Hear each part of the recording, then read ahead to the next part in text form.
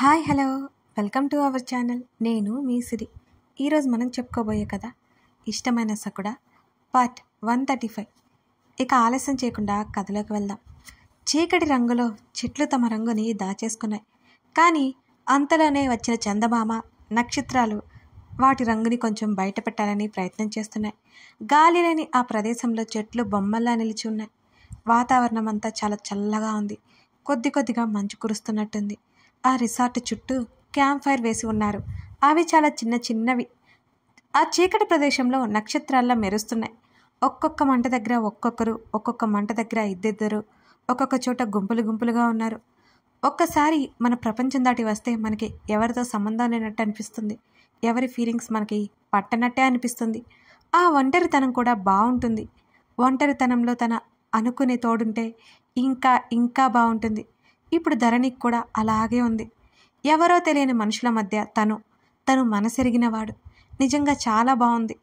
మరే ఇతర ఆలోచన లేకుండా మనసైన వారితో గడపడం ఇంకా బాగుంది. ఈ కొత్త అనుభవాలు ఆమెకి అద్భుతమైన జ్ఞాపకాలుగా మారుతున్నాయి. క్షణం గడిచే కొద్దీ ఆమె భుజాల చుట్టూ శాలువా కప్పి పక్కన కూర్చున్నాడు గగన్. ఆకాశాన్ని అందుకోవాలన్నట్టు పైకి ఎగిరిపడుతున్న అగ్గి వైపే సూటిగా చూస్తున్న ధరణి కళ్ళు తిప్పి చూసింది. ఆమె కళ్ళు మెరుస్తున్నాయి. ఆమె పెదవులు విచ్చుకున్నాయి. ఆమె ముఖం నిర్మలంగా ఉంది. అతను ఒక్క నిమిషంలో వస్తానని వెళ్ళింది చలి పెడుతుందని అది తీసుకురావడానికి. ఆలోచన ఆమె ముఖంలో మరి కాస్త నవ్వునిచ్చింది. గగన్ చుట్టూ చూస్తున్నాడు. ఏర్పాట్లు బాగా నచ్చాయి అతనికి. ఫారినర్స్ కూడా ఉన్నారు. ఎవరికి వారికి ప్రైవసీ ఇస్తున్నట్టే ఉంది. కానీ అందరూ ఉన్నట్టే ఉంది. మోచేతుల నుంచి గాలి పారుతున్న అతని చేతిని పట్టుకుంది ధరణి. ఆమె వెచ్చటి అరచేయి అతని చల్లని చేతిని తాకింది. అతను తల తిప్పి చూశాడు. ధరణి అలాగే చూస్తుంటే దగ్గరికి రమ్మన్నట్టు సైగ చేశాడు. మరి కాస్త అతని పక్కగా జరిగి కూర్చుని అతని వైపు చూసింది ధరణి. నిద్ర వస్తుందా? అప్పటికే అర్ధరాత్రి కావస్తుంటే అతను అడిగాడు. అతను తనని ఇంకా చిన్నపిల్లలాగే చూస్తాడా? ప్రతి క్షణం తను దేనికి ఇబ్బంది పడకూడదనుకుంటాడా? అందులోనే చైల్డిష్గా బిహేవ్ చేద్దామని తిడతాడేంటో. ఏం చేయాలి తను? ఏంటో ఇతగాడు ఎప్పుడూ తనకి అర్థం కాడు. ధరణి మూతి తిప్పింది. పైకి లేచిన ధరణిని ఏంటి అన్నట్టు చూశాడు అతను. అందరూ వెళ్ళిపోతున్నారు చుట్టూ చూపిస్తూ అంది ధరణి. అయితే ఏంటి? నీకు వెళ్ళాలని ఉంటే చెప్పు అని అన్నాడు అతను. ధరణి లేదన్నట్టు అడ్డంగా తల ఊపింది. మరలా అతనికి ముందర పక్కగా కూర్చుని అతని భుజానికి తలవాల్చింది ఆమె మెడ చుట్టూ అతని చేయి చేరింది. అప్పటి వరకు ఏటో వెళ్ళిపోయిన చిరుగాలి నెమ్మదిగా అప్పుడే అక్కడికి వచ్చినట్టు ఆమె ముఖం మీద జాలువారిన కురులు నెమ్మదిగా కదులుతున్నాయి. ఆమె చేతిని బట్టి ఆపేసి అతనే సరిచేశాడు. ఇప్పుడు అతని ఒడిలోకి చేరిపోయిందో ఆమె చుట్టూ చేతులు వేసి ఆమె తల మీద గడ్డవానించాడతను. అతని వెచ్చటి కౌగిలిలో మరింత వెచ్చగా హాయిగా ఒదిగిపోయింది. నీకు చలి లేదా? ఆమె తల కాస్త పైకి ఎత్తి వెనక్కి తిప్పి ఓరగా అతని వైపు చూసింది. నువ్వున్నావుగా వెచ్చగా. ఆ మాటకి అప్రయత్నంగా కళ్ళు తిప్పుకొని నవ్వుకుంది. అంత స్పాంటేనియస్గా మాటలు ఎలా వస్తాయో ఏంటో ధరణికి ఇప్పటికీ అర్థం కాదు అసలు. మన వాళ్ళందరూ కూడా ఇక్కడ ఉంటే బాగుండు. ఈసారి అందరినీ తీసుకొద్దాం సరదాగా అంటుంటే అని ఆమె తలకి చంపానించాడు. అప్పటి వరకు ఉద్రేకం చెందుతున్నట్టు వెలుగుతున్న ఆ మంట నెమ్మదిగా తగ్గుముఖం పడుతోంది. అక్కడ సమయం ఎంత వేగంగా గడిచిపోతున్నట్టు అనిపిస్తోంది ఆమెకి. ఒకప్పుడు తన కన్న కలలు, అతనితో తన ఊహలు, ఇప్పుడు తన కళ్ళ ముందు వాస్తవాలు. నిజంగా తనది అదృష్టమేనేమో. తను కోరుకున్నవాడు తన భర్త అయ్యాడు. తను ఆశించిన దానికి మించి ప్రేమను చూపిస్తున్నాడు. ధరణి ఏదో అడగాలని నోరు విప్పేసరికి వెళ్దామా అని అతను అనడంతో ఆమె తల ఊపింది. ఇద్దరూ అక్కడి నుంచి లోపలికి వచ్చేశారు.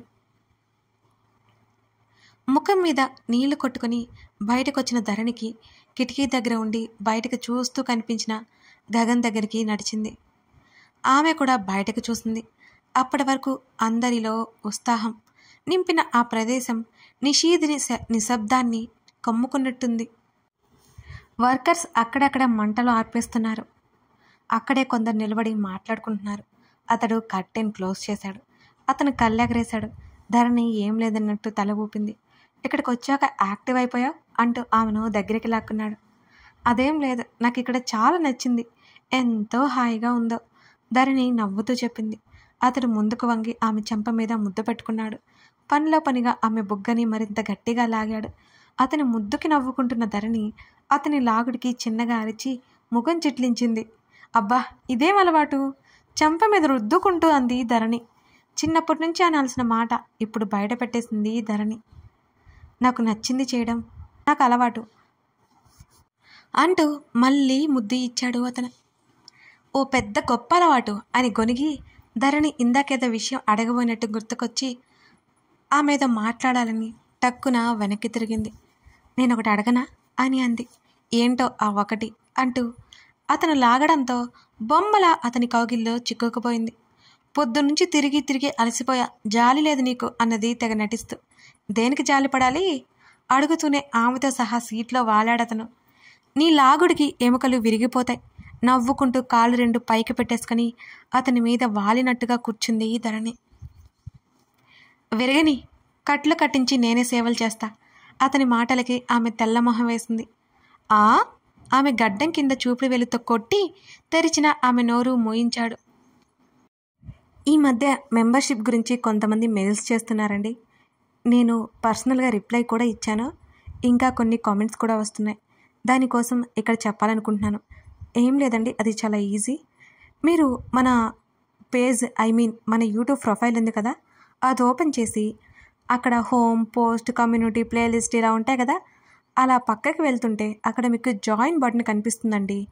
జాయిన్ బటన్ మీద క్లిక్ చేస్తే మీకు ఆటోమేటిక్గా మెంబర్షిప్ ఎలా తీసుకోవాలో తెలిసిపోతుంది. మీకు ఇంట్రెస్ట్ ఉంటే, మన కథలు చదవాలనిపిస్తే, అలాగే మన ఛానల్ని సపోర్ట్ చేయాలని అనిపిస్తే మీరు మెంబర్షిప్ తీసుకొని సపోర్ట్ చేయగలరు. చాలా ఈజీ ప్రాసెస్ అండి. జాయిన్ బటన్ మీద క్లిక్ చేస్తే 59 రూపీస్ పే చేయమని అక్కడ చూపిస్తుంది. మీకు కొన్ని అంటే బ్యాంక్, అలా యూపీఐ ఇలాంటివన్నీ కనిపిస్తాయండి. మీకు ఇంట్రెస్ట్ ఉంటే మీరు చేసేసుకోవచ్చు. మీ ప్రోత్సాహం మన ఛానల్కి చాలా చాలా అవసరం. మీ సపోర్ట్ని నేను ఎప్పుడు మర్చిపోను. థ్యాంక్ యూ ఫర్ సపోర్టింగ్ మీ. ఇప్పటికే అంతరాయం కలిగించినందుకు క్షమించండి. ఇక ఆలస్యం చేయకుండా మనం కథలోకి వెళ్దాం. మీకు నేను చెప్పింది అర్థమైందని అనుకుంటున్నాను. ఓకేనా? ఎస్. అతని చేతులు ఆమెను బలంగా చుట్టుకున్నాయి. ఏదో చెప్తున్నావు అతను అడిగాడు, ఆమె భుజం దగ్గర ముఖం పెట్టి. ఆమె చెయ్యి నెమ్మదిగా అతని మెడ మీదకి చేరింది. తను అడగాలనుకున్నది పెదవి వరకు వచ్చిన ఆ పెదవి దాటి బయటపడలేదు. ఏదో బిడియమో ఇంకేదో అడ్డు వచ్చింది ఆమెకి. అతను తల ఎత్తి చూడగా ధరణి కళ్ళు మూసుకొని కనిపించింది. తను లాగిన ఆమె చెంప కందిపోయినట్టుగా అనిపించింది. నెమ్మదిగా అతని మునివేళ్లతో తడమగా ఆమె పెదవులు విచ్చుకున్నాయి. ఆమె చుట్టూ ఉన్న అతని చేతి మీద చెయ్యేసి మరింత గట్టిగా పట్టుకుని, నాకు నిద్రపోవాలని లేదు. ఆమె అలాగే కళ్ళు మూసుకొని చెప్పింది. ఏం అని అడిగాడు. ఆమె ముఖంలో ఏదో హాయి అతను గమనించాడు. కాదు కాదు, ఇంకేదో బాగుందిలా అంది. ఇలానా? హాయిగా, ప్రశాంతంగా, చాలా బాగుంది. ఆమె చివరి మాట ఆవలింత మధ్య కలిసిపోయింది. అతను సన్నగా నవ్వుకుంటూ, ఏడ్చావులే కానీ పద, ఆమెను పైకి లేవదీసి మెడ చుట్టూ చెయ్యేసి బెడ్ వైపుకి లాక్కెళ్ళిపోయాడు. ఇంకాసేపు కూర్చుందాం ధరణి అడిగింది. లైఫ్ ఈ ఒక్క రాత్రే కాదు. అతని మాటలకు కళ్ళు తిప్పి చూసింది. నిజమే, అతనితో తన జీవితం ఈ ఒక్క రాత్రి మాత్రమే కాదు, బోల్డని ప్రశాంతమైన రాత్రులు, ఇంకా మరికొన్ని సంతోషకరమైన పగళ్ళు. అందమైన ఆలోచనల మధ్య ప్రశాంతమైన మనసుతో ఆమె నిద్రలోకి జారుకుంది. చీకటి మటుమాయమై వెలుగు రేఖలు గదిలో తారాడుతుంటే మెలకువ వచ్చింది కమల్కి. అతను నెమ్మదిగా కళ్ళెత్తి చూశాడు. అతని పక్కన అమృత కనిపించలేదు. ఒక్కసారిగా ఉలిక్కిపడ్డట్టు లేచి కూర్చున్నాడు. టైం 8 గంటలు దాటుతోంది. అమృత కోసం అతని కళ్ళు తెగ వెతికాయి. గబాల్న బెడ్ దిగి టీషర్ట్ తగిలించుకుంటూ బయటికి వచ్చాడు కమల్. అమృత హాల్లో ఎక్కడా కనిపించకపోవడంతో అతనికి గుండె గుబేలుమంది.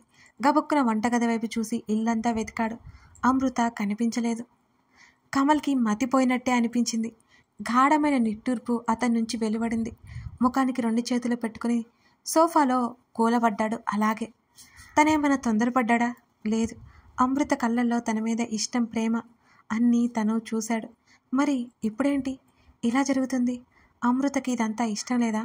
ఇంకా సమయం ఇవ్వకుండా ఎమోషనల్గా వీక్ అయ్యి అమృతని దూరం చేసుకుంటున్నాడా? వెంటనే గదిలోకి పరిగెత్తి మొబైల్ కోసం చూస్తే అది ఎక్కడుందో వెతికి పట్టి వెంటనే అమృత నెంబర్కి డయల్ చేశాడు. ఒక్కొక్క రింగ్ అవుతుంటే అతని నుదుటిన చెమటలు పడుతున్నాయి. అసలు ఎక్కడికి వెళ్ళిపోయింది? అసహనంగా ముఖాన్ని తడుముకుంటూ గదిలో నుంచి బయటికి వచ్చాడు. మరోసారి అమృత నెంబర్కి డయల్ చేశాడు. ఫోన్ మోగిన శబ్దం రావడంతో గుమ్మం వైపు చూశాడు కమల్. అమృతతో పాటు వంట ఆవిడ ఇద్దరు లోపలికొస్తూ కనిపించారు అతనికి. ఆకలిగా ఉంది, త్వరగా చేసాయి ఆమెకి చెప్తూ చేతిలో ఉన్న ఫోన్ వైపు చూసుకుంది అమృత. ఆమె అప్పుడే చూడగా ఎదురుగా కమల్ కనిపించాడు. అలాగే మేడం, వంట ఆవిడ ఏదో చెప్తుండగా కమల్ అమాంతం ఆమె దగ్గరికి వచ్చి గట్టిగా హత్తుకున్నాడు. అమృత ఒక్కసారిగా బిగుసుకుపోయింది. ఆమె చేతిలో ఉన్న వస్తువులు నేల మీద జారిపోయాయి. నోరు తెరిచి చూస్తున్న వంట మనిషిని చూసి అమృత ఇబ్బందిగా కదిలింది. కమల్ అంటూ నెమ్మదిగా అతని భుజాలు పట్టి దూరం జరిపింది. ఎక్కడికి వెళ్ళిపోయావు? అతను ఆదుర్దాగా అడిగాడు. అమృత వెంటనే అతని చేతిని పట్టుకుని గదిలోకి లాక్కొచ్చింది. అడుగుతుంటే మాట్లాడవేంటి? ఆమెను అనుసరిస్తూ కమల్ అరుస్తుంటే, ఎందుకు అరుస్తున్నావు? పక్కన ఎవరున్నారో కొంచెం చూసుకోవా? ఆమె తలుపు వేస్తూ అతని వైపు కోపంగా చూసింది. అప్పుడు పరీక్షగా గమనించాడు. నుదుటిన కుంకుమతో పాటు విభూది చీరలో ఉంది ఆమె. గుడికి వెళ్ళావా? ఆమె ముంజెత్తిని పట్టుకుంటూ అడిగాడు కమల్. అవును, ఈ పక్కనే. ఏమైంది? ఆమె అయోమయంగా అడుగుతుంటే మరోసారి దగ్గరికి లాక్కొని హత్తుకున్నాడు కమల్. అతని ప్రవర్తన అమృతకి పాలుపోలేదు. కమల్, ఏమైంది? ఎందుకో అతను తేడాగా అనిపించడంతో అతని వీపు తడుతూ నెమ్మదిగా అడిగింది అమృత. చెప్పాలి కదా వెళ్ళేటప్పుడు. ఆమె నుంచి తల మాత్రమే వెనక్కి తీసుకుంటూ ఆమె ముఖంలోకి చూస్తూ అన్నాడు. అతన్ని కొన్ని క్షణాల పాటు గమనించి అమృతకి విషయం మెల్లిగా అర్థమైంది. నువ్వు పడుకున్నావు కదా, లేపడం ఎందుకని? వీధి చివరే కదా గుడి ఉంటే వెళ్ళాను అన్నది నెమ్మదిగా. ఇంకోసారి ఇలా చెప్పా పెట్టకుండా వెళ్ళకు. నేను ఎంత ముఖ్యమైన పనిలో ఉన్నా సరే. ఆమె చెంప మీద చేయి వేసి అన్నాడు కమల్. కమల్ కాస్త నిశ్చింతగా నిట్టూర్చి ఆమె నుంచి దూరం జరుగుతుంటే, వెళ్ళిపోయాననుకున్నావా? అతని చేతిని పట్టుకుని అడిగింది అమృత. ఆమె వైపు చూశాడు కమల్. అమృత కళ్ళల్లో సన్నటి నీటి తడి. ఏయ్ అమ్ము, ఏంటిది? నా ఉద్దేశం అది కాదు. ఆమెను సున్నితంగా దగ్గరికి తీసుకుంటూ అన్నాడు కమల్. నా ఉద్దేశం కూడా అది కూడా కాదు. అతని చుట్టూ చేతులు వేసింది అమృత. ఎందుకు అతనికి తనంటే అంత ప్రేమో ఏమో. సమాధానం ఎప్పటికీ తెలియదేమో తనకి. ఏంటి అని అడిగాడు. సరే, నువ్వు చెప్పావు కానీ ఇవాళ ముఖ్యమైన పని ఉంది, నువ్వు కూడా రావాలి అని అన్నాడు కమల్. అమృత తల ఊపింది. సరే వదులు, నువ్వు త్వరగా రా, ఆకలేస్తుంది అన్నది అమృత. వదలాలి అని లేదు అమ్ము. అతని మాటల్లో తేడాకి అమృత కళ్ళు వాలిపోయాయి. ఆమె పెదవులు నెమ్మదిగా సాగాయి. వదులు. అమృత మాటలు ఈసారి అతను వినలేదు. తనివి తీరా హత్తుకున్నాడు, అతనిలో కంగారు పోగొట్టుకుంటూ. కథ కొనసాగుతోంది. అమృత కమల్ ఒక్కటైపోయారు. అటు గగన్ధరణి విహారయాత్రలో మరింత ప్రశాంతంగా, హాయిగా, సంతోషంగా గడుపుతున్నారు. ఇలా వెళ్తుందన్నమాట కథ. మీకు నచ్చిందా? నచ్చిందని అనుకుంటున్నాను. లైక్ చేసి మీకేమనిపించిందో కామెంట్ చేయండి. Thank you for watching this video. మరో ఎపిసోడ్తో మళ్ళీ కలుద్దాం.